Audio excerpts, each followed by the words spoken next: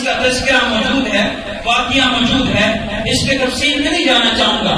موسیٰ علیہ السلام ایک جنگل سے ان کا گزر ہو رہا تھا، بیوی کی طبیعت ناساز، موسیٰ علیہ السلام نے فرمایا آپ یہاں پہ بیٹھیں، جا کر میں کہیں سے آگ لے آتا ہوں، اسی سے کام تھوڑا سا چلا لیں، آجی کو منہا بقبس، آپ رکیے گا میں کہیں سے آگ ڈھونڈ کے لاتا ہوں۔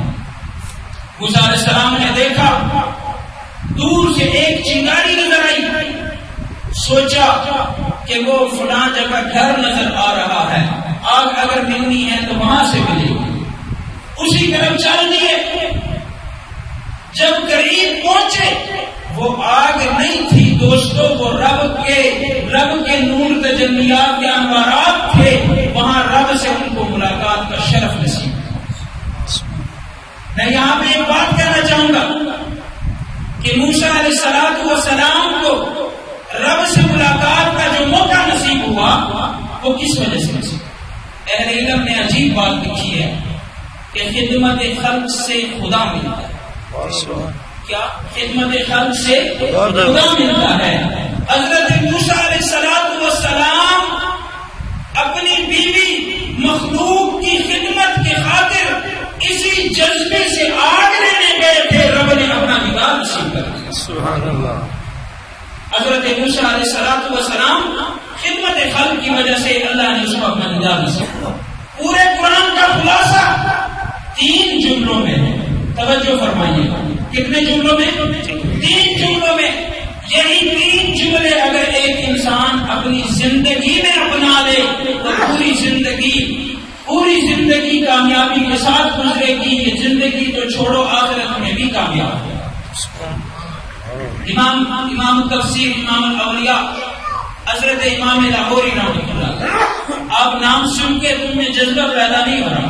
امام احمد علی لاہوری رحمۃ اللہ علیہ وہ شخصیت تھے جب ان کو جو برجی لاہور میں دفن کیا گیا تو ان کے قبر سے جنت کی خوشبو آ گئی۔ سبحان اللہ۔ کا خلاصہ 3 جملوں میں تمہیں دیتا ہوں، فرمایا رب کو راضی کرو عبادت کے ساتھ، میرے ساتھ بولو، رب کو راضی کرو عبادت کے ساتھ، اور رسول اللہ کو راضی کرو اطاعت کے ساتھ، اور تیسرا جملہ بہت اہم ہے، مخلوق کو راضی کرو خدمت کے ساتھ۔ اسی وجہ سے ہمارے علماء کرام فرماتے ہیں خدمت خلق سے خدا ملتا ہے۔ حضرت موسیٰ علیہ السلام وہاں پہ چلے گئے، رب سے ملاقات ہوئی۔ کس سے ملاقات ہوئی؟ رب سے ملاقات ہوئی۔ اس معاشرے میں ہم لوگ دیکھیں تو صحیح، اگر کوئی صدر کی طرف سے کال آ جائے کہ فلانا چودھری صاحب آ جائے میں ملاقات کرنا چاہتا ہوں، یا کوئی وزیر اعظم فون کر دے فلانا چودھری آ جائے میں ملاقات کرنا چاہتا ہوں، وزیر اعظم میں بھی چھوڑو، صدر میں بھی چھوڑو، ایم فون کر دے گا، سانو کتنی بڑی خوشی ہوئی، بہت ہم خوش ہوں گے، خوشی سے ہم سموئے نہیں جا رہے ہوں گے۔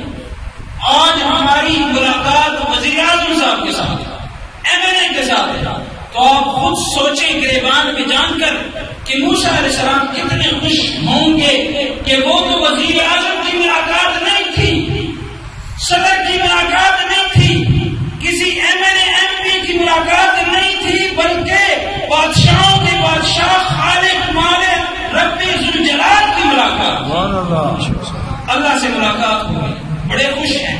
موسیٰ علیہ السلام کہنے لگے ربا ایک بات پوچھوں؟ فرمایا پوچھو موسیٰ۔ موسیٰ علیہ السلام نے عرض کیا یا اللہ آج تو میں بہت خوش ہوں، لیکن ایک بات پوچھنا چاہتا ہوں، یا اللہ آج تو نے جو مجھے قربت نصیب کی، ملاقات کی، دیدار کی، اس سے پہلے بھی آپ نے کسی کو یہ ملاقات کی قربت دی ہے یا میری بات ایسے، یعنی مجھے تو بہت خاصا ایک حصہ ملا کہ آپ سے بات کر رہا ہوں۔